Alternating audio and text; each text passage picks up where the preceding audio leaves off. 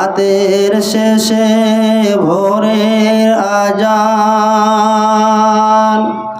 রাতের শেষে ভোরের আজান, উচ্চ মিনার হতে কে হাকে ওই অমর ধ্বনি ঘুম যে ভেঙ্গে দিতে। রাতের শেষে ভোরের আজান, উচ্চ মিনার হতে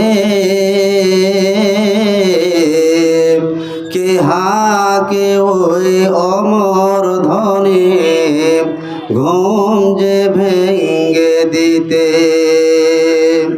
কে খাপাতোয় আছিস পড়ে, রাখিস খবর কিছু, জাগলি না তোই জাগলো যে দেখ কোলের কচি শিশু।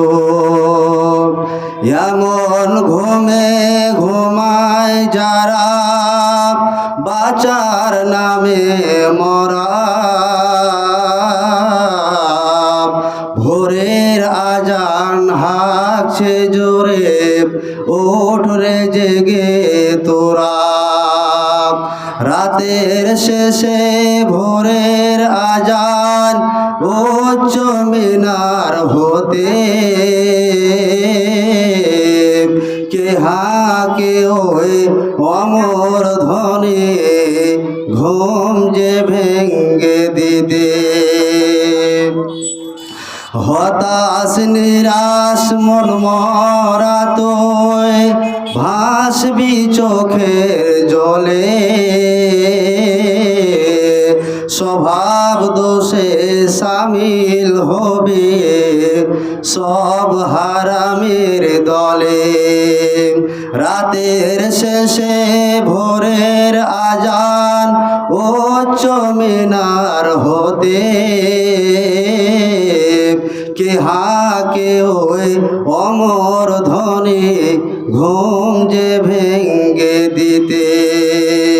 রাতের শেষে ভোরের আজান, উচ্চ মিনার হতে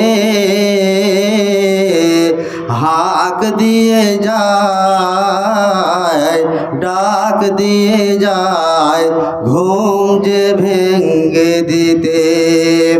এমন ডাকে এমন হাকে ঘুম যদি না ভাঙ্গে, আর কোন ডাকে আসবে জোয়ার মরা মনের বাগে। রাতের শেষে ভোরের আজান, উচ্চ মিনার হতে কে হাকে কেউ অমর ধ্বনি ঘুম যে ভেঙ্গে দিতে। শ্রদ্ধেয় সম্মানিত আজকের সভার সভাপতি সাহেব, মঞ্চে উপবিষ্ট ভাইজান আমার এবং সামনে বসে থাকা বাপজানেরা ভাইরা আমার, এবং মাজলিস থেকে একটু দূরেই অবলা সরলা সুশিক্ষিতা মা বোন ও ভগ্নীগণ, সর্বপ্রথমে আমরা সে মহান স্রষ্টার প্রশংসা করি যে মহান স্রষ্টার দয়ায় কৃপায় আজকে আমরা এ দিনই সভায় আসার এবং বসার যিনি ক্ষমতা দিয়েছেন তাই তিনার প্রশংসা করি। সকলে আমরা পড়ি আলহামদুলিল্লাহ। তারপরে পরে আমাদের নবী বিপ্লবী সামাজিক নেতা বিশ্ব শান্তির অগ্রনায়ক মুহাম্মদ সাল্লাল্লাহু আলাইহি ওয়াসাল্লাম, তিনার প্রতি দুরূদ ও শান্তির ধারা অবতীর্ণ হোক। আল্লাহুম্মা আমিন। আল্লাহুম্মা সাল্লি আলাইহি আল্লাহুম্মা বারিক আলাইহি। আজকে আমি আপনাদের সম্মুখে যে বিষয়টিকে নিয়ে আলোচনা করতে চাই তার নাম হচ্ছে ধৈর্য। ধৈর্য ধৈর্য আমরা দুনিয়াতে চলাফেরা করি, দুনিয়াতে চলাফেরা করতে গিয়ে আমরা বিপদ অর্থাৎ সুখ দুঃখের সম্মুখীন হয়।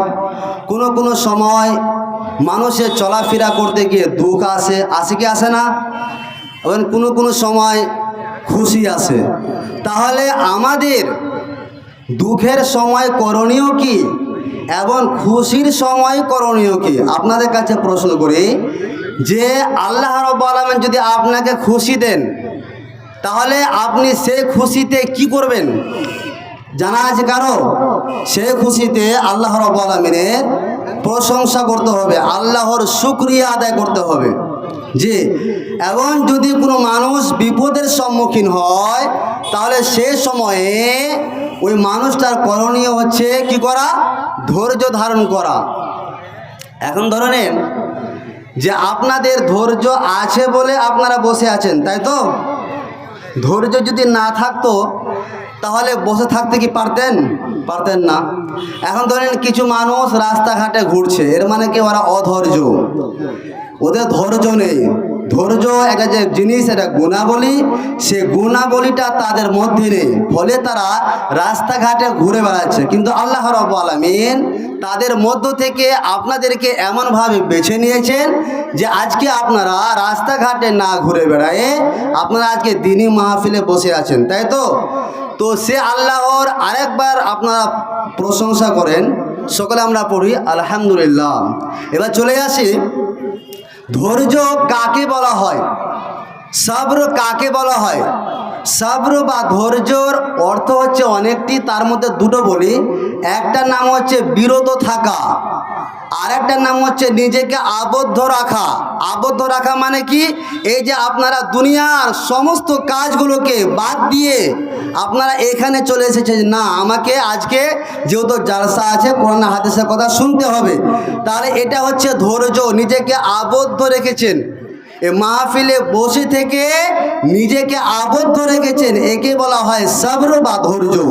তাহলে কুরআন মাজিদে কি বলছেন আল্লাহ রাব্বুল আলামিন? ওয়াসবির নাফসাকা মাআল্লাযিনা ইয়াদউনা রাব্বাহুম বিল গাদাতি ওয়াল আশিয়্যি ইরিদুনা ওয়াজহাহু।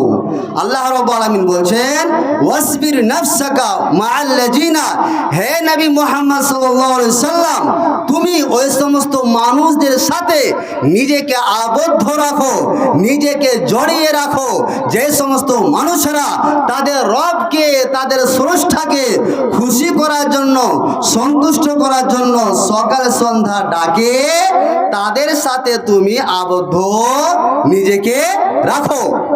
তাহলে সবর বা ধৈর্যর মানে আমরা কি পেলাম? নিজেকে আবদ্ধ রাখা। এর পারিভাষিক সংজ্ঞা কি ভালো করে বুঝবেন। একজন যিনারা জ্ঞানের পাণ্ডিত্য অর্জন করেছেন, তিনারা সবর বা ধৈর্য কাকে বলা হয় তাদের ব্যাখ্যায় তিনারা বলেছেন যে হাবসুন নাফসি আনিল জাযায়ে ওয়াত তাসাখুতি ওয়া হাবসুল লিসানি আনুশ শাকওয়া ওয়া হাবসিল জাওয়ারিহি আনিত তাশবিশি। ধৈর্য বলা হয় ওকে নিজেকে উলঝান এবং পরিশান থেকে নিজেকে বিরত রাখা, এবং আপনি কোনো বিপদে পড়েছেন, সে বিপদ থেকে যে উদ্ধার পাওয়ার মাধ্যম কারো সামনে আপনি অভিযোগ করেন না। ওয়াহাবসুল লিসানে আনিশ শাকওয়া, অভিযোগ করা থেকে নিজের জিহ্বাটাকে বিরত রেখেছেন, এবং ওয়াহাবসুল জাওয়ারিহি আনিত তাশবিশি, এবং পুরো জিসিমকে বিপদ আপদ থেকে রক্ষা করার জন্য যেটা চেষ্টা, সে চেষ্টা আপনি করেছেন, একে বলা হয় ধৈর্য।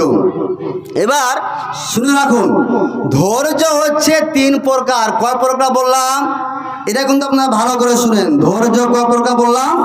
তিন প্রকার। এক প্রকার হচ্ছে আসবর আনিল মাসিয়া, গুনাহ থেকে নিজেকে বিরত রাখা, এর নাম হচ্ছে ধৈর্য। এর নাম কি? ধৈর্য। কিরকম?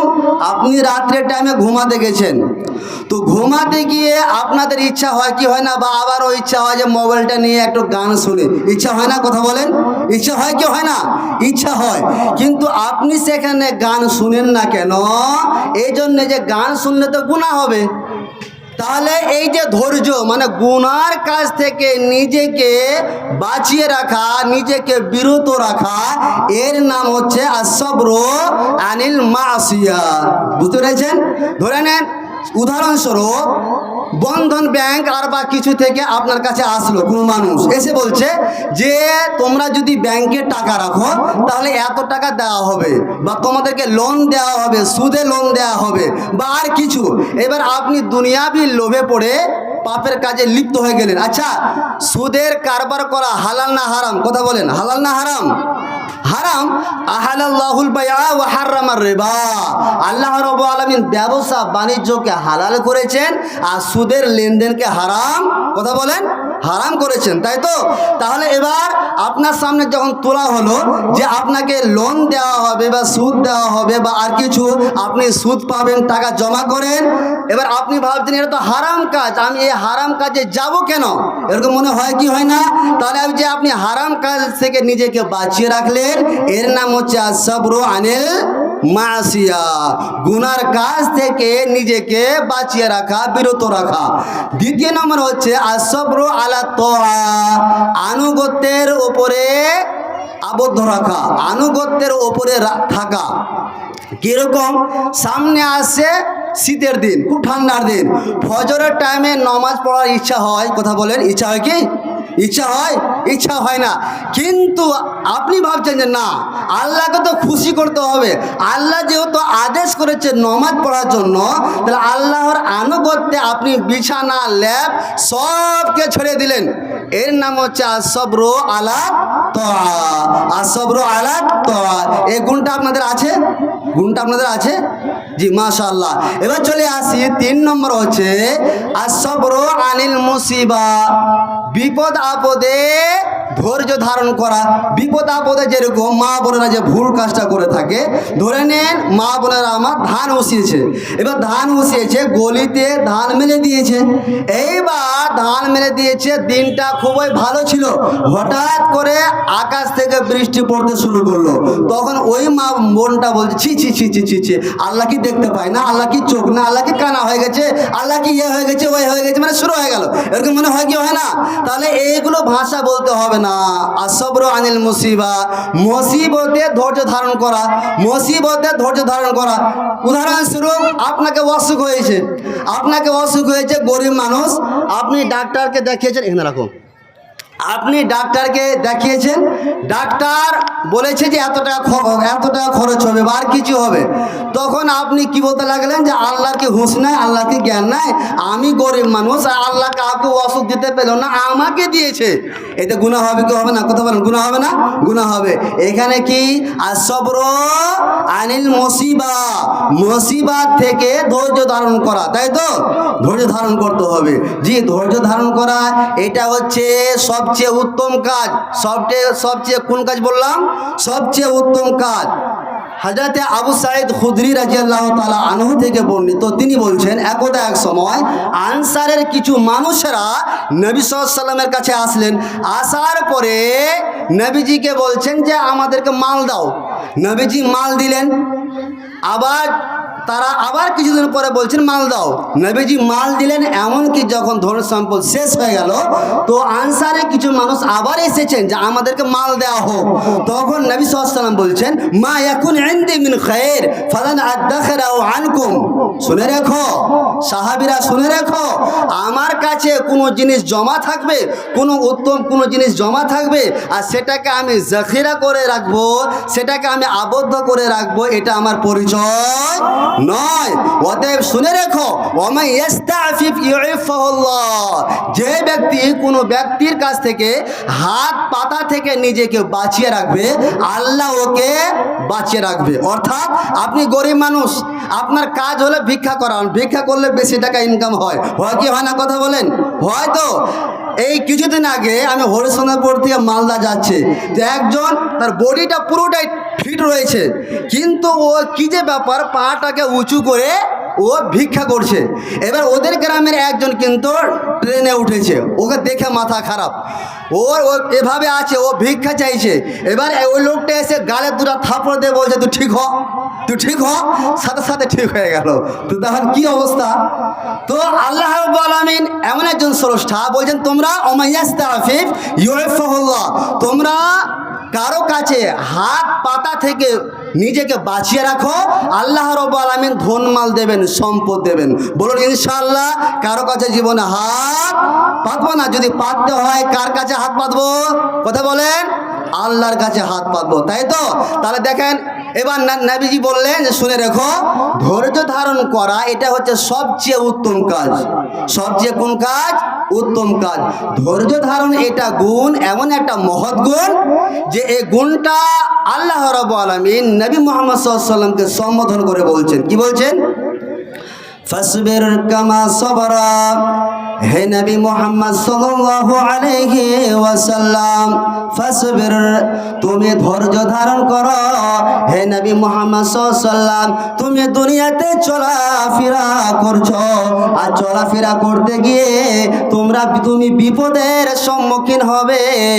আর যখন তুমি বিপদের সম্মুখীন হবে, হে নবী মুহাম্মদ সাল্লাল্লাহু আলাইহি ওয়াসাল্লাম, ফাসবির, তখন তোমার প্রয়োজন হলো তুমি ধৈর্য ধারণ করো। কেন করবে? কেন করবে?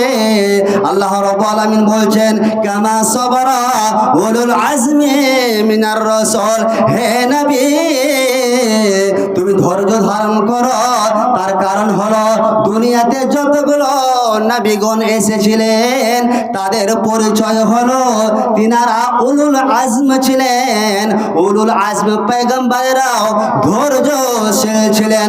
কাজে হে মুহাম্মদ সাল্লাল্লাহু আলাইহি সাল্লাম, তুমি দুনিয়াতে চলাফেরা করতে গিয়ে যতগুলো বিপদের সম্মুখীন হবে, তুমি ধৈর্য ধারণ করো। আপনারা বলবেন, মাওলানা সাহেব তাহলে আমরা পার পেয়ে গেলাম, আমাদেরকে ধৈর্য ধারণ করতে হবে না। তার কারণ হলো আল্লাহ রাব্বুল আলামিন নবী মুহাম্মদ সাল্লাল্লাহু আলাইহি ওয়াসাল্লামকে বলেছেন, আমাদেরকে বলেন।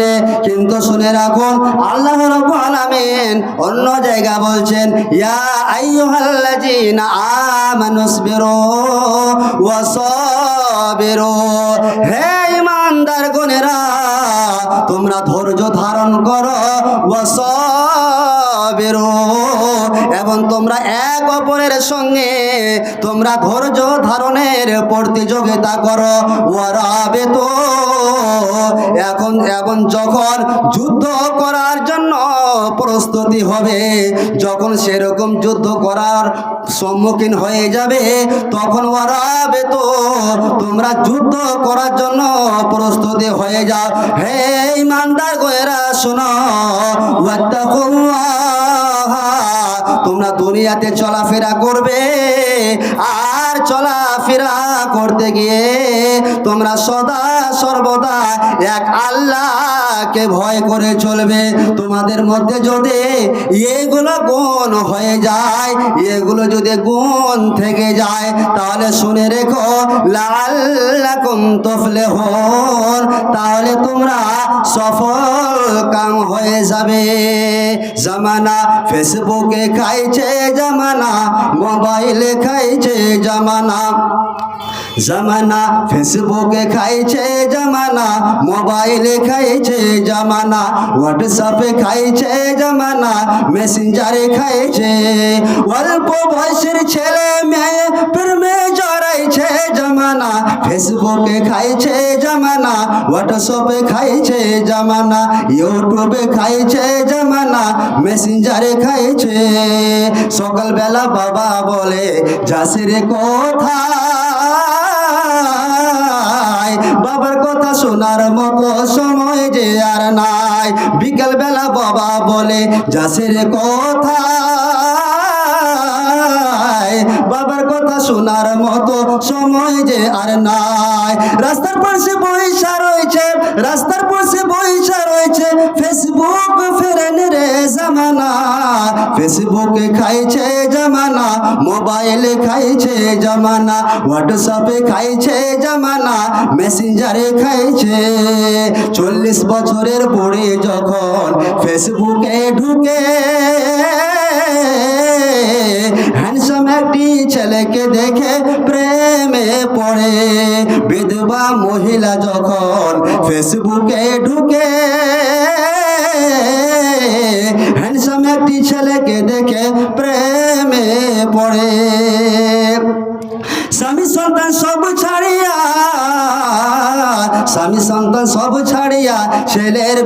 পিছনে ঘোরে জামানা, ফেসবুকে খাইছে জামানা, মোবাইলে খাইছে জামানা, হোয়াটসঅ্যাপে খাইছে জামানা, মেসেঞ্জারে খাইছে।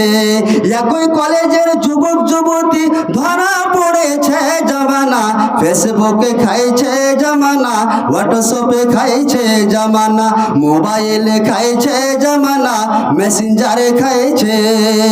রাত্রিবেলা একা একা ঘুম যে আসে না, ফেসবুক ফ্রেন্ড ছাড়া আর ভালো লাগে না। রাত্রিবেলা একা একা ঘুম যে আসে না, ফেসবুক ফ্রেন্ড ছাড়া আর ভালো লাগে না। সকালবেলা ঘুম থেকে উঠে, সকালবেলা ঘুম থেকে উঠে হাই হ্যালো করে জামানা, ফেসবুকে খাইছে জামানা, মোবাইলে খাইছে জামানা, হোয়াটসঅ্যাপে খাইছে জামানা, মেসেঞ্জারে খাইছে। অল্প বয়সের ছেলে মেয়ে, অল্প বয়সের ছেলে মেয়ে প্রেমে জড়াইছে জামানা, ফেসবুকে খাইছে জামানা, হোয়াটসঅ্যাপে খাইছে জামানা, ইউটিউবে খাইছে জামানা, মেসেঞ্জারে খাইছে। একই কলেজের ছেলে মেয়ে ধরা পড়তাছে জামানা, ফেসবুকে খাইছে জামানা, মোবাইলে খাইছে জামানা, হোয়াটসঅ্যাপে খাইছে জামানা, মেসেঞ্জারে খাইছে। জি, তো ধৈর্য ধারণ, এর নাম হচ্ছে ধৈর্য ধারণ। বর্তমান সময়ে সমাজ নষ্ট হয়েছে কিসে? এই দেখছেন মোবাইলে সমাজ। অথচ উচিত ছিল নিজেকে বাঁচিয়ে রাখা। আমি প্রথমে বলেছি যা সব্র আনিল মাসিয়া, গুনার কাজ থেকে নিজেকে বাঁচিয়ে রাখা, এর নাম হলো ধৈর্যশীল। আল্লাহ রাব্বুল আলামিন বলছে, বান্দা শোনো, তোমরা তো দুনিয়াতে চলাফেরা করো, আর দুনিয়াতে চলাফেরা করতে গিয়ে তোমরা যখন কোনো বিপদের সম্মুখীন হবে এবং সে বিপদ থেকে উদ্ধার পাওয়ার জন্য, মুক্তি পাওয়ার জন্য দুনিয়ার কোনো মানুষের সাহায্যের প্রয়োজন নেই। সাহায্যের প্রয়োজন রয়েছে একমাত্র আল্লাহর, অর্থাৎ সৃষ্টিকর্তার।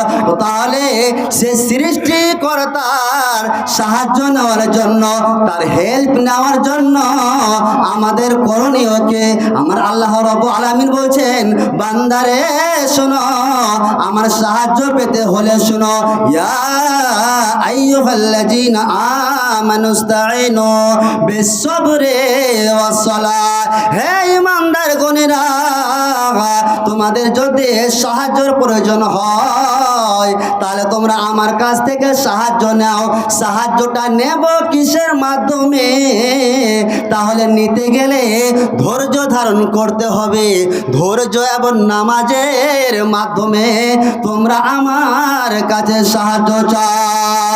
ওরে আমার বান্দা শুনো, শুধু তা নয়, ইন্নাল্লাহা মা'আস সাবিরিন, নিশ্চয় আমি এমন একজন স্রষ্টা, আমি এমন একজন আল্লাহ, যে আল্লাহর বৈশিষ্ট্য হলো তোমাদের মধ্যে যে ব্যক্তি ধৈর্যশীল হবে, যে ব্যক্তি ধৈর্য ধারণ করবে, আমি আল্লাহ ওই মানুষটাকে সাহায্য করব। বান্দারে শোনো, এই দুনিয়াটা হলো স্বার্থপর। আপনি যদি আপনার বাবাকে টাকা ইনকাম করে যদি দিতে পারেন তাহলে আপনার বাবা আপনাকে ভালোবাসবে, নচেত বাবা ভালোবাসবে না, বাসবে না, বাসবে না। শুধু তা নয়, আপনি টাকা ইনকাম করে যদি আপনি আপনার নিজের ভাইকে যদি খাওয়াতে পারেন তাহলে আপনার নিজের ভাইটা আপনাকে ভালোবাসবে, নচেত ভালোবাসবে না, বাসবে না, বাসবে না। কিন্তু আমার আল্লাহ বলছে, বান্দারে শোন, তোরা যদি ভালোবাসা পেতে চাস তাহলে শুনে নে, তোদের ভালোবাসা দরকার হলো আল্লাহর। আল্লাহ যদি তোকে ভালোবেসে নাই তাহলে তুমি সাকসেসফুল। অতএব শুনে নে বান্দা, আয় আয় আয় আয়, আমার দিকে আয়। আমার দিকে আসতে গেলে টাকা লাগবে না, পয়সা লাগবে না, শুধুমাত্র তোমরা কি কাজ করবে? ওয়াল্লাহু ইউহিব্বুস সাবিরিন, শুধুমাত্র তোমরা ধৈর্য ধারণ করো, আমি আল্লাহ তোমাদেরকে ভালোবাসবো। তাহলে করণীয় কি? ধৈর্য ধারণ করেন, আল্লাহ স্বয়ং আল্লাহ ভালোবাসবে। স্বয়ং ভালোবাসবে কে? কথা বলেন আল্লাহ। আল্লাহ রাব্বুল আলামিন অন্য জায়গা বলছেন, ইন্নাহু মাইয়াত্তাকি ওয়া ইয়াসবির।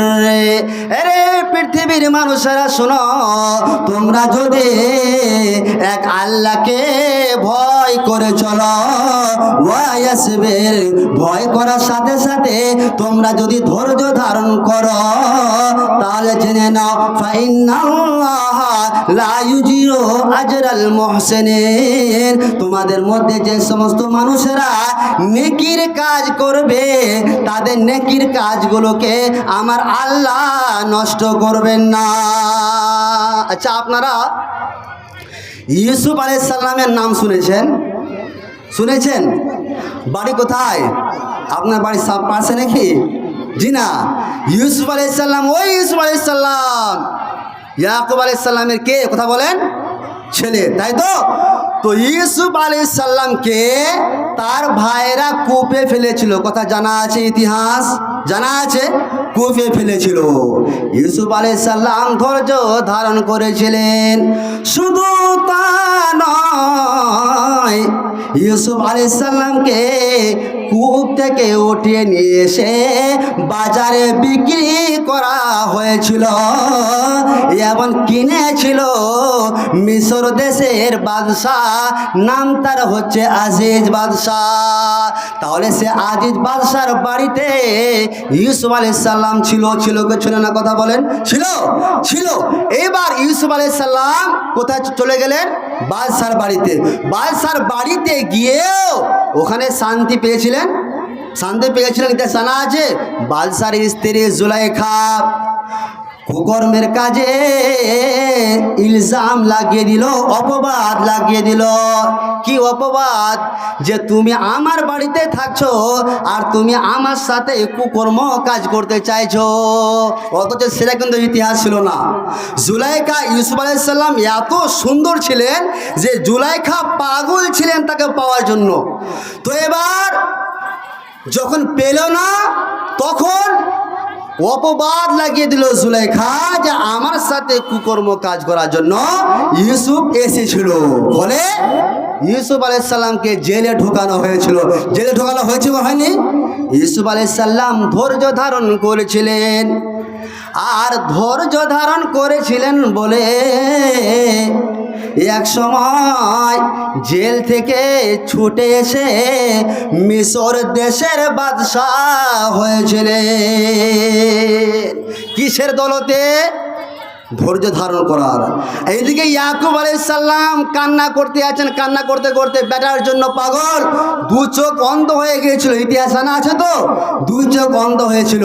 ফলে আল্লাহ রাব্বুল আলামিন ইয়াকুব আলাইহিস সালাম ধৈর্যশীল ছিলেন বলে আল্লাহ রাব্বুল আলামিন শেষ পর্যায়ে ইয়াকুব আলাইহিস সালামের কাছে ইউসুফ আলাইহিস সালামকে পাঠিয়েছিলেন। পাঠায়নি? কিসের দৌলতে? ধৈর্য দৌলতে। আজ যদি আপনি ধৈর্যশীল হন তো আল্লাহ আপনার বদলা দেবে। দেবে কি দেবে না? দেবেন। কথা হলো, আমরা দুনিয়াতে চলাফেরা করি, চলাফেরা করতে করতে যদি আমরা বিপদের সম্মুখীন হয়, তখন আমরা ফট করে বলে ফেলি যে আল্লাহ খালি কষ্ট আমাকে দিছে, আর কাউকেও পায় না, এরকম বলে থাকি না। কিন্তু জেনে রাখুন, আশাদ্দুন নাসি বালান আল আম্বিয়া। পৃথিবীতে যদি কাউকে সবচেয়ে কঠিন বিপদ দেওয়া হয় বা বিপদ দেওয়া হয়েছিল, তাহলে আম্বিয়াগণকে সবচেয়ে কঠিন বিপদ দেওয়া হয়েছিল। সুম্মাল আমসালো ফাল আমসালো। তারপরে যাদের যতটা ঈমান, যার বেশি ঈমান মজবুত, তাকে ওই পরিমাণ মুসিবত দেওয়া হয়েছিল, বিপদ দেওয়া হয়েছিল। ফাইন কানাফি দিন ই সুলবান ইস্তাদ্দা বালাহু ওয়াইন কানাফি দিন হি রিক্কা। যার যেরকম ইমান, যার হালকা ইমান, তাকে সেরকম হালকা শাস্তি দেওয়া হয়, এবং যার ইমান মজবুত তাকে বেশি পরীক্ষায় দেওয়া হয়। বুঝতে পেরেছেন? কিন্তু আমাদের মধ্যে কি হয়, যখন কাউকে অসুখ হয়ে গেল, 5 ওয়াক্ত নামাজি ব্যক্তিকে তখন বলছে নমাজ পড়লে কি হবে, নিয়াজ সাফ আছে, যখন অসুখ হয়ে গেল তখন সুরে হেল জিনা। খবরদার, আল্লাহ ওকে পরীক্ষা করছেন, বিপদ আপদ দিচ্ছেন। আর বিপদ আপদ দিতে দিতে ফামা ইয়াবরাহুল বালাউ বিল আবদি হাত্তা ইয়াতরুকাহু ইয়ামশি আলাল আরজি ওয়া মা আলাইহি খাতিয়া। এমন সময় ওই লোকটা দুনিয়াতে চলাফেরা করে, তার একটাও গুনাহ থাকে না। বলো নারায়ে তাকবীর। এই দেখুন ইমান, এভাবে আল্লাহ বিপদ আপদ দিয়ে দিয়ে দিয়ে দিয়ে তার গুনাহগুলোকে ঝরিয়ে দেন, ফলে ওই লোকটার আর কোনো গুনাহই থাকে না। দেখবেন নবী সাল্লাল্লাহু আলাইহি সাল্লামকে কত বিপদ আপদ দেওয়া হয়েছিল, কত কষ্ট দেওয়া হয়েছিল। একটু শুনেন, যখন নবী সাল্লাল্লাহু আলাইহি সাল্লাম মানুষদেরকে দাওয়াত দিলেন যে তোমরা এক আল্লাহর দিকে এসো, এক আল্লাহর দিকে এসো, তখন কিছু মানুষেরা নবীজির বিপরীত করলো। বিপরীত করে তারা একটা মিটিং করলো। মিটিং করার পরে বলছে মোহাম্মদকে এই দাওয়াতি কাজ ছাড়তে হবে। নবীজিকে 3টা অফার দেওয়া হয়েছিল। কয়টি অফার কথা বলেন? 3টি অফার। আব্দুল সালাম শাহজামাল নামে, যাক 1000 টাকা দিয়েছেন। আল্লাহুম্মা আমিন, আল্লাহুম্মা সাল্লি আলাইহি, আল্লাহুম্মা বারিক আলাইহি। এখানে এবার কি বলছিলাম কথা বলেন, কি বলছিলাম? যে নবীজিকে কয়টা অফার দিয়েছিল? 3টা। কি তার কারণ? যে তোমাকে দাওয়াতি কাজ ছাড়তে হবে। বুঝতে পেরেছেন? 3টা অফার। তো 3টা অফার কি কি? আপনার মতন লোককে আমাকে যদি দেওয়া হয় তাহলে হঠাৎ করে বলতে বাস 3টা অফার নিতে হবে। 1 নম্বর অফার, আবুল ওয়ালিদকে মক্কার কুরাইশেরা একটা মিটিং করে চাচা আবুল ওয়ালিদকে বললেন, তুমি তোমার ভাতিজার কাছে যাও, অর্থাৎ মুহাম্মদ সাল্লাল্লাহু আলাইহি সাল্লামের কাছে যাও, আর গিয়ে বলো, হে মুহাম্মদ, তুমি যে দাওয়াতি কাজ নিয়ে এসেছো, তোমাকে দাওয়াতি কাজ ছাড়তে হবে। এ দাওয়াতি কাজ ছাড়তে হবে। যদি ছেড়ে দাও তাহলে তোমাকে 3টা অফার দেব। 3টা অফারের মধ্যে হতে তোমার যেটা পছন্দনীয় হবে তুমি সেটা নিয়ে নেবে। 1 নম্বর অফার কি? ইয়া ইবনা আখি, হে আমার ভাতিজা, ইন কুনতা ইন্নামা তুরিদু বিমা জিতা বিহাজাল মাল। ও আমার ভাতিজা শোনো, তুমি যে দাওয়াতি কাজ নিয়ে এসেছো, এই দাওয়াতির মাধ্যমে তুমি যদি ধনী হতে চাও তাহলে জামানা লাকা মিন আমওয়ালিনা, তাহলে আমরা সবাই মিলে তোমার জন্য ধন সম্পদ জমা করব, আর জমা করে তোমাকে সম্পূর্ণ সম্পদ দিয়ে দিব। ফলে তুমি কি হবে? আমাদের মধ্যে সবচেয়ে ধনবান ব্যক্তি হবে। 1 নম্বর। 2 নম্বর কি? ওয়াইন কুনতা তুরিদু বিশারাফান সাওয়াদনাকা আলাইনা, হে আমার ভাতিজা শোনো, তুমি এই দাওয়াতি কাজ ছেড়ে দাও। এই দাওয়াতের মাধ্যমে তুমি যদি নেতা হতে চাও তাহলে আমরা তোমাকে নেতা বানিয়ে নেব। এমন নেতা বানাবো হাত্তালা নাকতা আমরান দোনাক, যে নেতা, যে নেতৃত্ব আপনার কাছ থেকে আমরা আর কোনোদিন ছিনিয়ে নেব না। আমাদের এলাকাতে মেম্বার হয় কয় বছরের জন্য কথা বলেন? 5 বছর। কিন্তু এমন নেতা বানাবেন জীবনভর নেতা বানিয়ে নেব। 2 নম্বর পয়েন্ট। 3 নম্বর পয়েন্ট কি? হে আমার ভাতিজা শোনো, ওয়াইন কুনতা তুরিদু বিহি মালিকান, তুমি যদি দাওয়াতের মাধ্যমে তুমি যদি রাষ্ট্রনায়ক হতে চাও তা তোমাকে আমরা রাষ্ট্রনায়ক বানিয়ে নেব। নবীজি বলেছিলেন, মা বি মা তাকুলুন মাজিতু বিহি লা আতলুবু আমওয়ালাকুম ওয়ালা শারফা ফিকুম ওয়ালাল মালিকা। হে আমার চাচা জানেরা শোনো, আমি যে দাওয়াতি কাজটা করি, এই দাওয়াতি কাজের মাধ্যমে আমি তোমাদের কাছে ধন সম্পদ চাই না, নেতৃত্ব চাই না, রাষ্ট্রনায়ক হতে চাই না। শুনে রেখো, ওয়ালাকিন্নাল্লাহ বাআসানি ইলাইকুম রাসূলা, আল্লাহ রাব্বুল আলামিন আমাকে দুনিয়াতে একজন রাসূল হিসাবে পাঠিয়েছেন, এবং আমার দায়িত্ব হলো যখন রাসূল হিসাবে পাঠিয়েছে, ওয়ানজালা আলাইয়া কিতাবান, আর আমার উপরে একটা কিতাব অবতীর্ণ করেছে, অর্থাৎ কোরআন অবতীর্ণ করেছে। আমার দায়িত্ব হলো কোরআনের আয়াতগুলোকে তোমাদের কাছে পৌঁছানো। ফাইন তাকবালুহু, তোমরা যদি সেটাকে কবুল করে নাও, তাহলে ফাহুয়া হাজ্জুকুম ফি দুনিয়া ওয়াল আখিরা, তাহলে তোমরা দুনিয়া এবং আখিরাতে সফল হয়ে যাবে।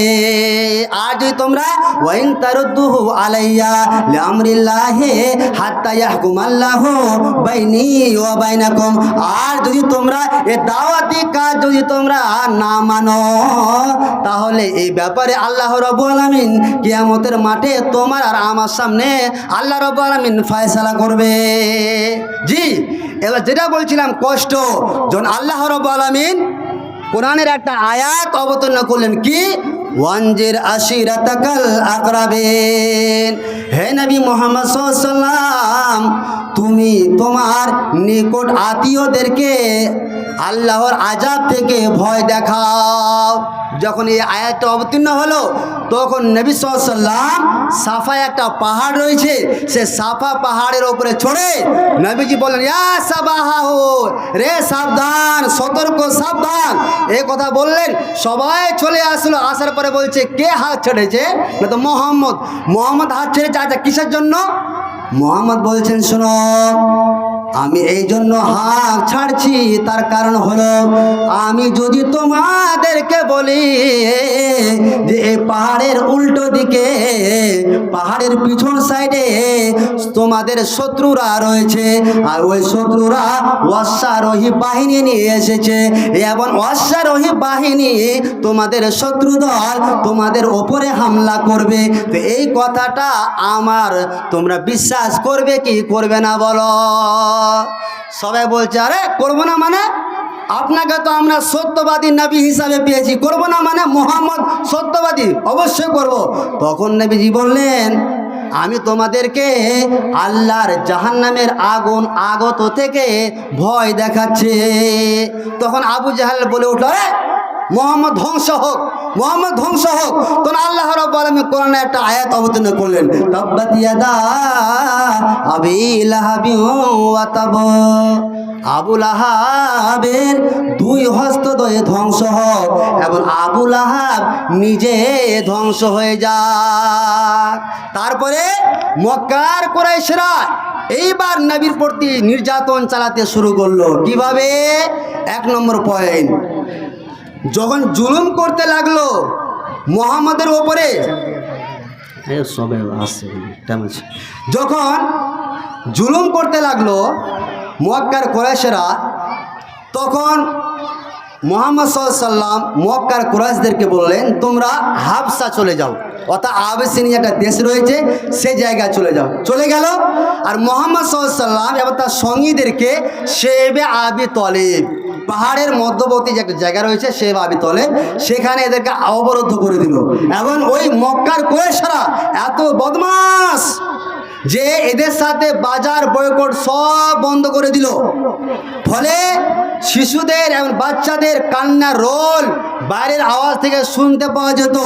কোনো খাবার দাবার নেই, তেনারা শুধুমাত্র গাছের চামড়া খেয়ে থাকতো, আর পাতা, গাছের পাতা, এভাবে তারা খেয়ে খেয়ে নিজের জীবনটাকে অতিবাহিত করেছিল। কয় বছর? 3 বছর। তারপরে অবরোধ হওয়ার পরে 9 মাস পরে চাচা আবু তালেব মারা গেলেন। কে মারা গেলেন? আবু তালেব। খুব কষ্ট, আবু তালেব মারা গিয়েছেন ইসলাম ধর্ম কবুল না করে, ফলে নবীজির খুব কষ্ট হয়েছিলেন। তারপরে 2 মাস পরে আবার প্রিয়তমা স্ত্রী খাদিজা দুনিয়া থেকে চলে গেলেন। তাহলে এটাও একটা বিপদ। তবুও নবীজি হতাশরা হননি। যখন চাচা আবু তালিব মারা গেলেন তখন মক্কার কুরাইশরা আরও নির্যাতন শুরু করে দিল। এমন নির্যাতন শুরু করেছিল হযরত আব্দুল্লাহ ইবনে মাসউদ রাদিয়াল্লাহু তাআলা আনহু তিনি বলছেন, বুখারীর হাদিস, সহিহ বুখারীর হাদিস, তিনি বলছেন এক সময় বাইনা নবী সাল্লাল্লাহু আলাইহি ওয়াসাল্লাম সাজিদুন, নবী সাল্লাল্লাহু আলাইহি ওয়াসাল্লাম নামাজ পড়ছিলেন আর ওয়া হাওলাহু নাসুম মিন কুরাইশ, চারো সাইডে মানুষেরা ছিল। তো সেখানে কি হলো, নবীজি যখন সাজদায় রয়েছেন তখন ফাজা উকবা ইবনে আবি মুয়ত আসলেন বেসালা জাজুর, উটনির গর্ভাশয় নয় উটনির বাচ্চাদানি নিয়ে এসে ফাকাজাফাহু আলা জাহরি নবী সাল্লাল্লাহু আলাইহি ওয়াসাল্লাম, নবী সাল্লাল্লাহু আলাইহি ওয়াসাল্লামের পিঠের উপরে রেখে দিলেন। আহা ফালাম ইয়ারফা রাসাহু, নবীজি আমার আর মাথা উঠাতে পারছেন না। ফাতেমাকে খবর দেন, ফাতেমা তোমার বাপের তো অবস্থা খারাপ হয়ে গেছে, কে যাও মসজিদে যাও। ফাতেমা আসলেন, ফাতেমা আসার পরে ফাআখাযাতুহু মিন জাহরিহি, পিঠের উপরে যে উটনির গর্ভাশয়টা ছিলেন, বাচ্চাদানিটা ছিলেন, সেটাকে নামালেন।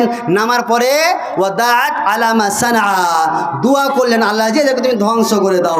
নবীজি তারপরে নিজের মুখ থেকে দোয়া করলেন আল্লাহুম্মা আলাইকাল মালাউ কুরাইশ, উতবা ইবনে আবি শাইবা, আবু জাহল ইবনে হিশাম, এভাবে কয়েকটি মক্কার কুরাইশদের জাহেলদের এদের নাম ধরে ধরে দোয়া করলেন। পরে তারা কিছুদিন পরে একটা যুদ্ধ হয়, সে যুদ্ধে সবাই শহীদ, সবাই কাতাল হয়ে যায়, সবাই ধ্বংস হয়ে যায়।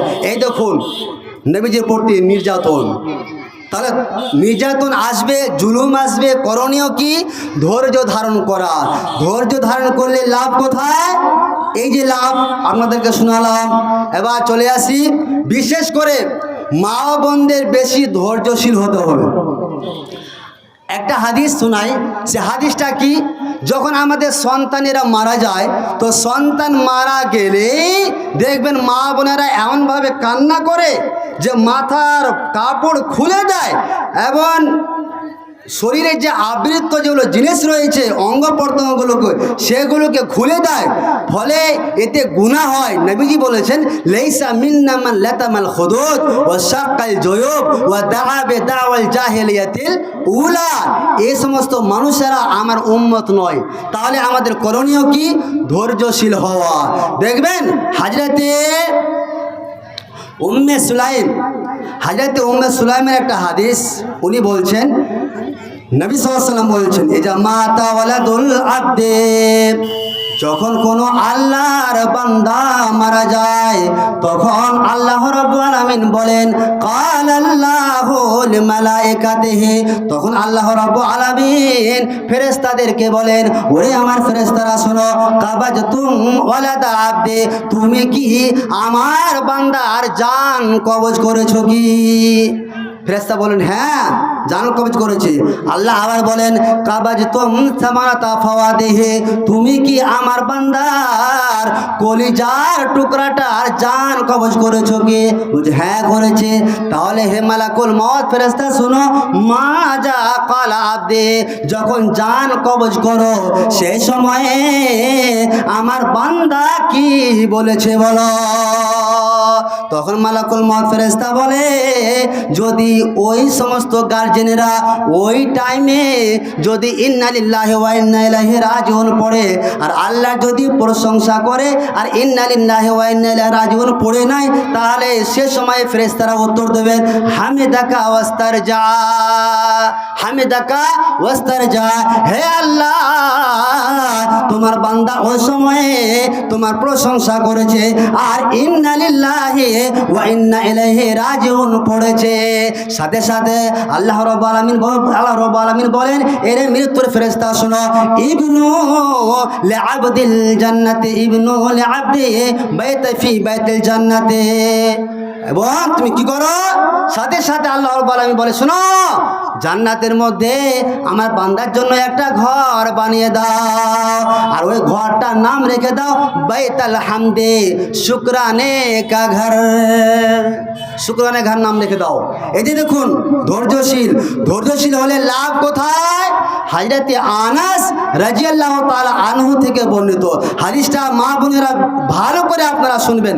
হযরতে আবু তালহার একজন স্ত্রী ছিলেন, তার নাম হচ্ছে উম্মে সুলাইম। নাম কি বললাম? উম্মে সুলাইম। তো উম্মে সুলাইম থেকে একটি সন্তান ছিল, সেই সন্তানটা অসুখ হয়ে যায়। আবু তালহা বাড়িতে নেই, বাড়িতে আসবে, এবার ছেলে অসুস্থ হয়ে যায়। এবার শুনুন মা বোনেরা আমার, উম্মে সুলাইম থেকে যে সন্তানটা হয়েছিল, সে সন্তানটা অসুখ হয়ে যায় এবং অসুখের ফলে সেই সন্তানটা মারা যায়। আবু তালহা বাড়িতে নেই। উম্মে সুলাইম কত চতুর মহিলা ছিলেন, কত ভাগ্যবতী মহিলা ছিলেন, কত ইমানদার মহিলা ছিলেন। উম্মে সুলাইম বাড়িতে ঘোষণা করে দিলেন, ওরে আমার পরিবারের লোকেরা শোনো, এই মৃত্যুর খবরটা আবু তালহাকে আমি ছাড়া কেউ বলবে না। এবার উম্মে সুলাইম ওই মৃত বাচ্চাটাকে ঘরের এক কোণাতে সুন্দর একটা কাপড় পরিয়ে দিয়ে রেখে দিল। রেখে দেওয়ার পরে ওই বাচ্চাটা ওইখানে রয়েছে। আর সন্ধ্যার টাইমে যখন আবু তালহা বাড়িতে আসলেন, মা বোনেরা আমার, উম্মে সুলাইম তখন কি করল? উম্মে সুলাইম বাড়িতে রয়েছে, নিজেকে সৌন্দর্য করে তুলল। আবু তালহা বলছেন উম্মে সুলাইমকে, হে আমার প্রিয়তমা স্ত্রী, আমার বাচ্চার খবর বলো, আমার বাচ্চার অবস্থা এখন কি রয়েছে বলো। উম্মে সুলাইম বলছে, হে আমার স্বামী শুনুন, আপনার ছেলে আগের থেকে অনেকটাই ভালো রয়েছে, আপনার ছেলে দেখুন আরাম করতেছে। উম্মে সুলাইম সুন্দরভাবে নিজেকে সুসজ্জিত করে তুললেন। নিজেকে সুসজ্জিত করে তোলার পরে আবু তালহা উম্মে সুলাইমের দিকে আকর্ষণ হয়ে গেলেন। আকর্ষণ যখন হয়ে গেলেন, তখন উম্মে সুলাইমের সাথে সহবাস হয়ে গেল, মিলামিশা হয়ে গেল। মিলামিশা হওয়ার পরে যখন বুখারীতে হাদিসে রয়েছে, যখন গোসল করে আসলো, ফরজ গোসল করে আসলো, ফরজ গোসল করে আসার পরে উম্মে সুলাইম বলছে আবু তালহাকে, হে আমার প্রিয় স্বামী শোনো, আপনাকে যদি কোনো ব্যক্তি টাকা ধার দেয়, ধার দেওয়ার পরে কিছুদিন পরে যদি আপনার কাছ থেকে টাকাটা চাই, তাহলে আপনি টাকাটা দেবেন, এটা শোভনীয় না টাকা দেবেন না, না এটা শোভনীয় বলুন? আবু তালহা বলছে অবশ্যই টাকা দিতে হবে, এটা শোভনীয়। তখন উম্মে সুলাইম দেখুন কত চতুর মহিলা, বলছেন তাহলে তুমি তোমার স্বামীর মৃত্যুর ব্যাপারে ধৈর্য ধারণ করো। এই দেখুন, তখন আবু তালহা মন খারাপ হয়ে গেল, আমাকে তুমি এখন বলছো, আগে বলতে। এবার এই পুরো ইতিহাসটা, স্বামী স্ত্রী পুরো ইতিহাসটা, ফজরে নামাজ পড়তে গেলেন। নামাজ পড়ার পরে নবী সাল্লাল্লাহু আলাইহি সাল্লামকে পুরো ইতিহাসটা শোনালেন। নবী সাল্লাল্লাহু আলাইহি সাল্লাম শুনে বলছেন, লাআল্লাহা আইয়ুবারিকা লাকুমা ফি লাইলাতিকুমা। হে আবু তালহা, আল্লাহ রাব্বুল আলামিন তোমার এবং তোমার স্ত্রীর ওই রাতটাকে আল্লাহ বরকত দান করুন। শেখ সুফিয়ান রাবি বলছেন, তারপরে আবু তালহার ওই উম্মে সুলাইম থেকে 9 জন বাচ্চা হয়েছিল। কয়জন কথা বলেন? 9 জন। এবং 9 জনে কোরআনের হাফেজ হয়েছিল। নারে তাকবীর। আপনাদের এই ডোমরিয়াতে না কি ডোমরিয়া রাজাপুরে কয়টা হাফিজ আছে? কয়টা? আর আবু তালহার 9 জন ছেলে, 9 জনে হাফিজ। তাহলে এর চেয়ে খুশি কি হতে পারে? আল্লাহ বরকত দিয়েছিলেন। জি, বিপদ আপদ আসলে ধৈর্যশীল হতে হবে, বিপদ আপদ আসলে ধৈর্যশীল হতে হবে। মা বোনেরা আমার, আরেকটা হাদিস আপনাদেরকে শোনাই, এই হাদিসটা ভালো করে শুনবেন। হযরতে আব্দুল্লাহ ইবনে আব্বাসের ছাত্র আতা বিন আবি রাবাহা। তো আতা বিন আবি রাবাহাকে শিক্ষক মহাশয় অর্থাৎ আব্দুল্লাহ ইবনে আব্বাস বলছেন যে, হে আতা বিন আবি রাবাহা, তোমাকে কি একটা জান্নাতি মেয়ের কথা বলে দিব না? তো আতা বিন আবি রাবাহা বলছেন অবশ্যই বলুন। বলছে এই যে দেখো, ওই কালো মেয়েটা জান্নাতে যাবে। দেখতে কেমন? কালো। যাবে কোথায়? জান্নাতে। তো আতা বিন আবি রাবাহা বলছেন শিক্ষককে, শিক্ষক মহাশয় তাহলে এর মেয়েটার কি গুণ ছিল যে কালো মেয়ে আবার জান্নাতে যাবে, মানে এ কি গুণ ছিল? তখন আব্দুল্লাহ ইবনে আব্বাস বললেন, শুনো, আতা বিন আবি রাবাহা ও মেয়েটা দেখতে কালো, কিন্তু ও মেয়েটা জান্নাতে যাবে। কেন যাবে? ওই মেয়েটার ভিতরে কি কোয়ালিটি ছিল, কি গুণ ছিল যে ও মেয়েটা জান্নাতে যাবে?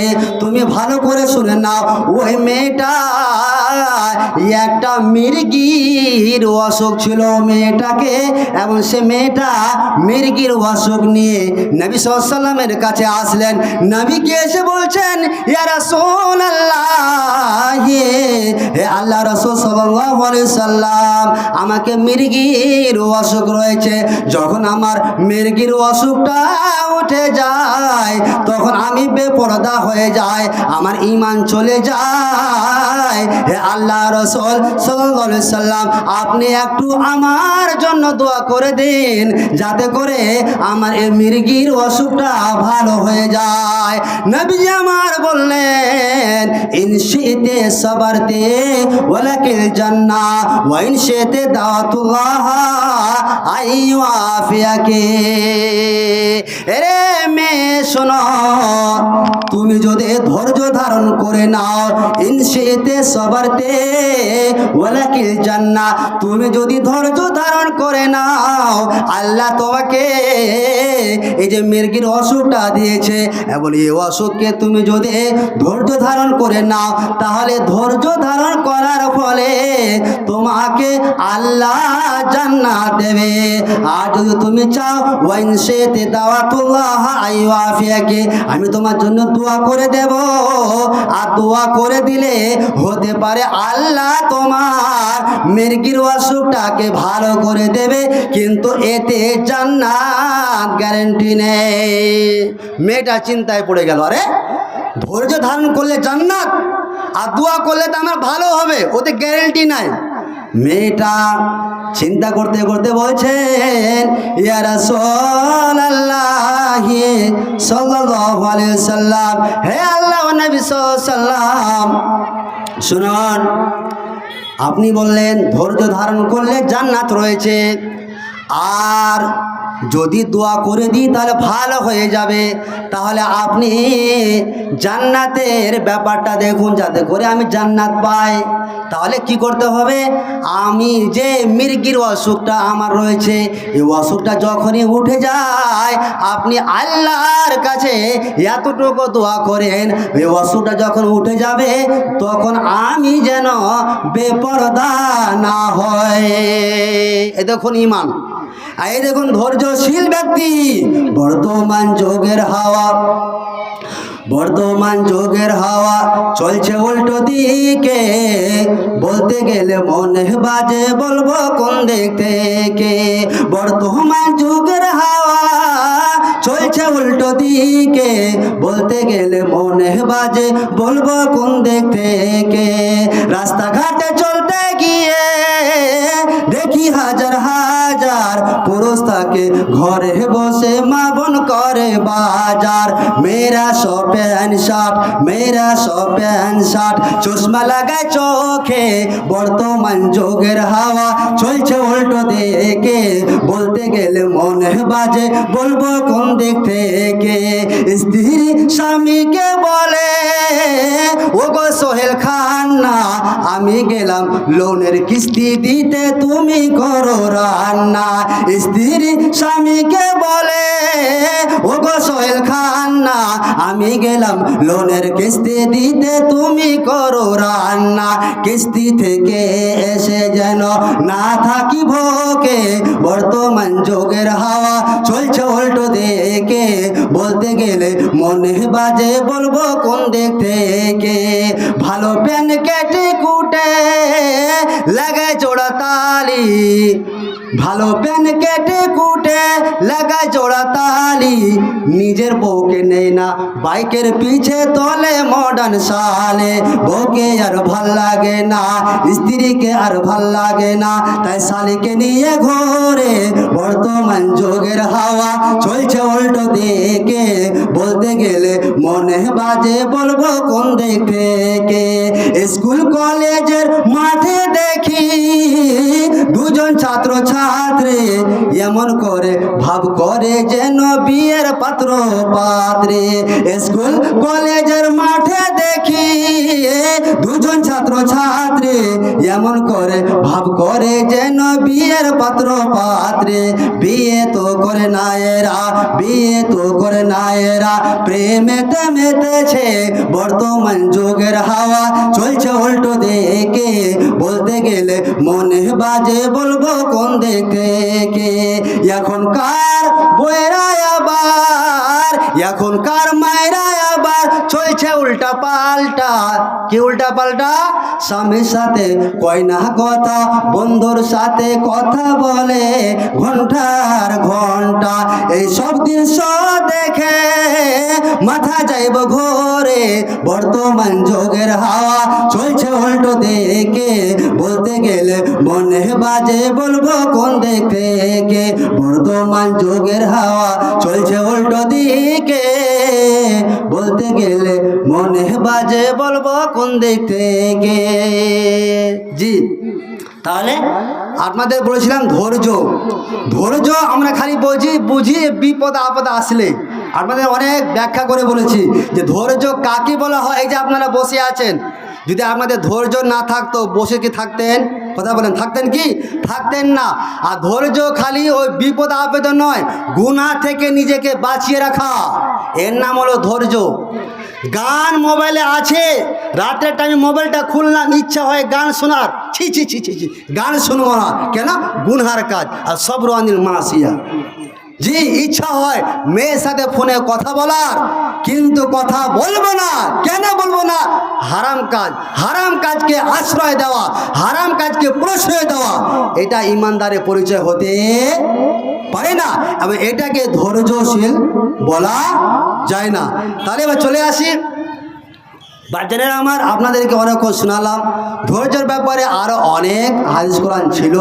হযরতে উম্মে সালমার একটা খুবই গুরুত্বপূর্ণ হাদিস ছিল। যা হোক, আমি আর বেশিক্ষণ থাকছি না। আপনাদের কাছে অনুরোধ করব যে আপনারা আল্লাহর রাস্তায়, আপনারা যে মসজিদ উন্নতি কল্পে জালসা করছেন, তাই তো?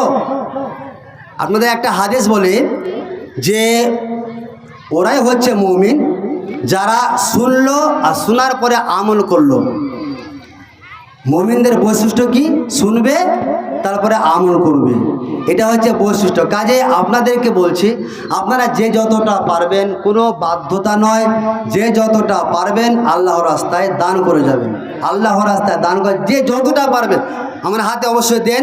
10 টাকা 5 টাকা, যতজন এখানে বাপজান রয়েছেন, কেউ একজন বাকি থাকবেন না দিতে, এটা আমার অনুরোধ। সবাই আসবেন, আপনি 10 টাকাই দেন, সবাই এখানে এসে আপনারা দেবেন। এবার মা বোনদের উদ্দেশ্যে বলবো, আপনারা বেশি বেশি করে দান করেন। আপনার যেহেতু মসজিদ, এটা অন্য লোকের গ্রাম থেকে মানুষরা এসে মসজিদ বানাবে না, মসজিদ বানাতে হবে আপনাদেরকে।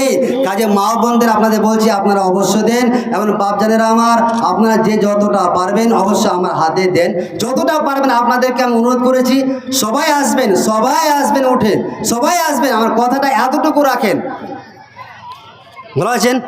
আর কিছু দেওয়া যাবে না? মাস, আপনার নাম? মুমতাজ আলী বাপজান আমায় 100 টাকা দান করেছে। আল্লাহুম্মা আমিন, আল্লাহুম্মা সাল্লি আলাইহি, আল্লাহুম্মা বারিক আলাইহি। আর দাদা কিছু দেওয়া যাবে নাকি বেশি? আচ্ছা, যাই মেলা টাকা পকেটে আছে।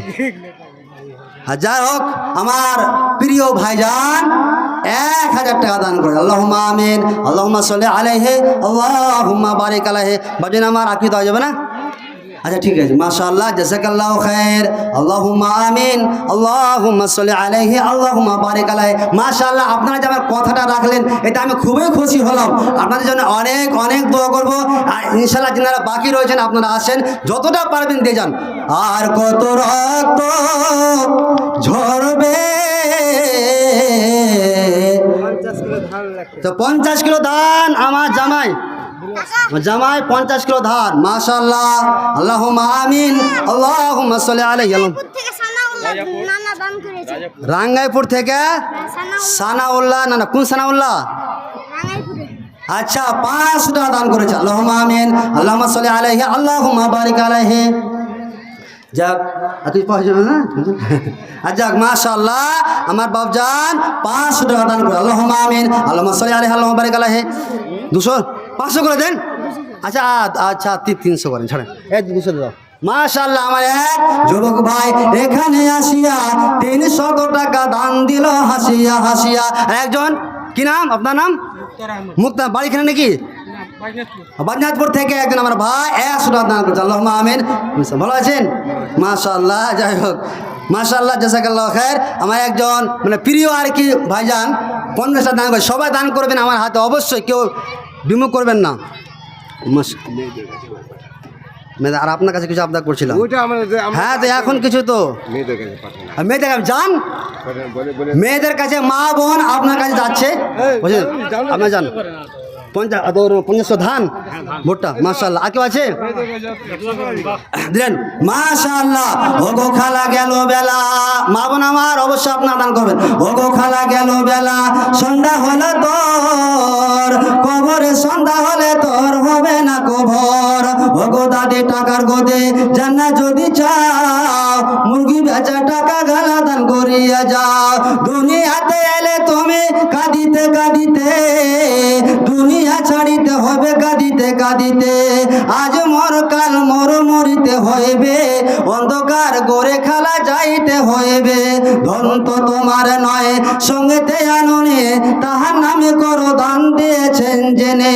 কাল তো তোমার ধনে হাসিবে ওপরে, তুমি নানা কষ্টে কাঁদিবে কবরে।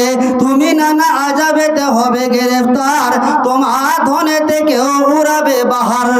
এখনো করিতে দান করিও না হেলা, নইলে কাঁদিতে হবে মতের বেলা। আর কত রক্ত ঝরবে,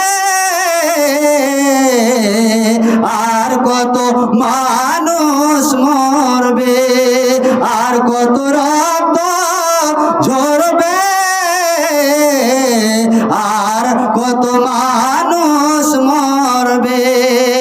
কখনো কি আর সোনালি জামানা, উমরের যুগ ফিরে আসবে, শান্তির দিন ফিরে আসবে। আর কত রক্ত ঝরবে, আর কত মানুষ মরবে।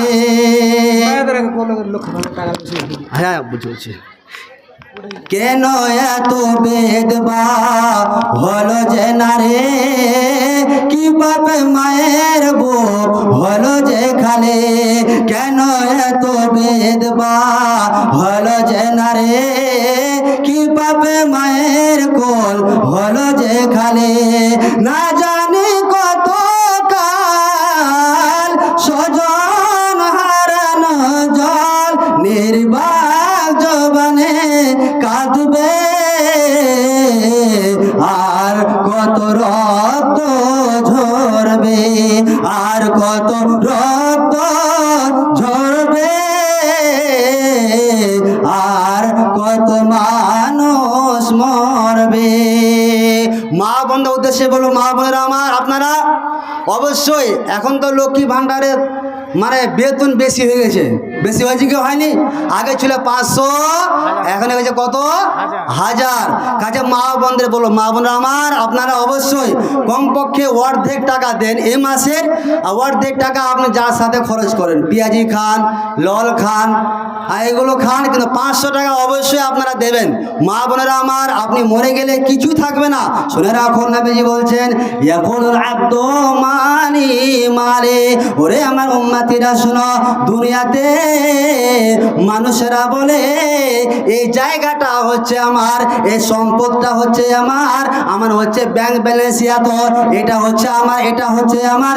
নবীজি আমার বলছেন, যতই তোমরা বলো যে এটা আমার, এটা এটা আমার ওয়াইন্না মালাহু মিমালিহি সালাসন, তোমাদের ওই ধন সম্পদ থেকে তিনটা ধন সম্পদ কাজে আসবে। কি কি কাজে আসবে? মা কালাফাফনা, আপনি যা খেয়েছেন, খাওয়ার পরে আপনার শরীরে যে পুষ্টি হয়েছে, ভিটামিনটা হয়েছে, শুধুমাত্র আপনার ধন সম্পদ থেকে এটাই কাজে লাগে। মা কালাফাফনা। 2 নম্বর আওলা বিসাফা আবলা, আপনি আপনার ধন সম্পদ থেকে যে পোশাকটা পরিধান করেছেন, যে জামাটা কিনেছেন, যে কাপড়টা কিনেছেন, এই জামাটা কাপড়টা আপনার ইজ্জতকে, আপনার আবরুকে হেফাজত করে, ফলে এই টাকাটা আপনার কাজে লেগেছে। শুনে রাখুন, এখন আপনি আল্লাহ রাস্তায়, আল্লাহর মসজিদ বানানোর উদ্দেশ্যে আপনি যত টাকা দান করবেন, এটাই আপনার কাজে লাগে। ওমা সেওয়া জালিকা জাহিবুন ওয়া তারিকুহু লিন্নাস, এই তিনটা ছাড়া যত কিছু যা আছে আপনার আর কাজে লাগবে না। মা বোনদেরকে বলছি, মা বোন আমার, অবশ্যই আপনাদের কাছে গিয়েছে চাদরে, বাজার আমার গিয়েছেন, অবশ্যই আপনারা লক্ষ্মী ভান্ডারের টাকা 500 করে অবশ্যই দেবেন, অবশ্যই দেবেন, এটা আপনার কাজে লাগবে। তাছাড়া আপনার আর কোনোই কাজে লাগবে না। শুনুন, নবী সাল্লাল্লাহু আলাইহি ওয়াসাল্লাম এক সময় বললেন, ইয়া মাশারান নিসা, হে মহিলার দলেরা, তাসাদদাকনা ফাইন্নী উরিতুকুন্না আকসারা আলিহান নিসা, আমি জাহান্নামে দেখলাম, জাহান্নামের অধিকাংশই অধিবাসী অর্থাৎ বসবাস করছে জাহান্নামে রয়েছে, তারা হচ্ছে মহিলা। কাজে মহিলার দল, তোমরা যদি জাহান্নাম থেকে যদি মুক্তি পেতে চাও, জান্নাত যদি পেতে চাও, তাহলে তাসাদদাকনা, তোমরা বেশি বেশি করে আল্লাহর রাস্তায় দান করো। মা বোন আমার, অবশ্যই আপনারা দান পাবেন, অবশ্যই আপনারা দান পাঠাবেন, যে যতটা পারবেন। 500 আগে দেওয়া যাবে না? 50 হলে কি ভুট্টা ধান 5 ধান লিয়ে দেন। মাশাআল্লাহ, মাশাআল্লাহ। আমার এক প্রিয় বন্ধু ভাইজান, আল্লাহ গো তোমার রাস্তায় 500 টাকা দান করেছে আল্লাহ, এবং তার পাশাপাশি 50 কিলো আল্লাহ ধান দান করেছে আল্লাহ। হে পারওয়ারদিগারে আলাম, আমার ভাইজানের কেউ যদি আত্মীয় স্বজন কবরে শুয়ে থাকে, এবং সে কবরে যদি কোনো আযাবে লিপ্ত থাকে, আল্লাহ গো এই দানের মাধ্যমে তুমি সে কবরে আযাবকে দূর করে দাও। আল্লাহুম্মা আমিন। আল্লাহুম্মা সাল্লি আলাইহি, আল্লাহুম্মা বারিক আলাইহি। ওঠো ওঠো ময়না রে, ওরে ময়না তোমার বিনা পয়সার পালকি রে আসিয়াছে। ওঠো ওঠো ময়না রে, ওরে ময়না তোমার বিনা পয়সার পালকি রে আসিয়াছে। পালকি দেখিয়া ওরে ময়না কলের জাদু মর কাঁদিতেছে, হায়রে আত্মীয় স্বজন মর কাঁদিতেছে।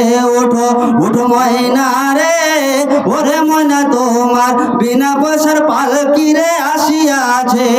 শুকনো কাঠের পালকি রে ময়না, শুকনো কাঠের পালকি রে ময়না, তোমার আঙিনায় আসিয়াছে, হায়রে তোমার দরজায় আসিয়াছে। ওঠো ওঠো ময়না রে, ওরে ময়না তোমার বিনা পয়সার পালকি রে আসিয়াছে। বরের পাতায় গোসল দিবে ময়না, হলদি না লাগাইবে গায়ে, হায়রে হলদি না লাগাইবে গায়ে। ওঠো ওঠো ময়না রে, ওরে ময়না তোমার বিনা পয়সার পালকি রে আসিয়াছে। পালকি দেখিয়া ওরে ময়না কলের জাদু মোর কাঁদিতেছে, হায়রে আত্মীয় স্বজন মোর কাঁদিতেছে। ওঠো ওঠো ময়না রে, ওরে ময়না তোমার বিনা পয়সার পালকি রে আসিয়াছে। যাই হোক বাপের আমার, আপনারা নিয়ে আসেন। বক্তা সাহেব চলে এসেছেন, বক্তা সাহেব চলে আসলে আমি বক্তব্য দিই না, কিন্তু এখানে ব্যতিক্রম হয়ে গেল। আমার এরকম প্রমাণই নেই যে বক্তা চলে এসেছে আমি 1 মিনিট বসে থাকেন, তারপর এটা বেয়াদবি হবে। চলে এসেছেন মেহমান কাজে, আপনাদেরকে অনুরোধ করব, আপনারা যে যতটা পারছেন আপনারা দেন। মা বোন আমার অবশ্যই আপনারা দেবেন। আর বাচ্চারা আমরা দিলেন। যাক, আপনাদেরকে আমি অনুরোধ করেছিলাম যে যে যতটা পারবেন দিবেন আমার হাতে। আমার কথাটা আপনারা রেখেছেন, কাজে আপনাদের জন্য অনেক অনেক দোয়া করব এবং আল্লাহ রাব্বুল আলামিন যেন আপনাদের বালা মুসিবতকে দূর করেন। আল্লাহুম্মা আমিন। আল্লাহুম্মা সাল্লি আলাইহি, আল্লাহুম্মা বারিক আলাইহি। আসসালামু আলাইকুম রাহমাতুল্লাহি ওয়া বারাকাতুহু।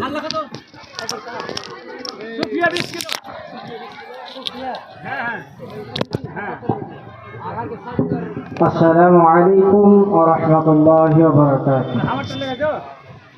এতক্ষণ আমরা মাশাআল্লাহ কোরআন ও হাদিস থেকে অনেকক্ষণ থেকে বক্তব্য শুনলাম, আর যেগুলো কথা বললো একদম কার্যকর কথা, বাস্তব কথা। আমরা আজকে সেই দিকগুলো থেকে পিছিয়ে আছি, সেই দিকগুলো আমার প্রিয় শিক্ষক তুলে ধরলেন। যাই হোক,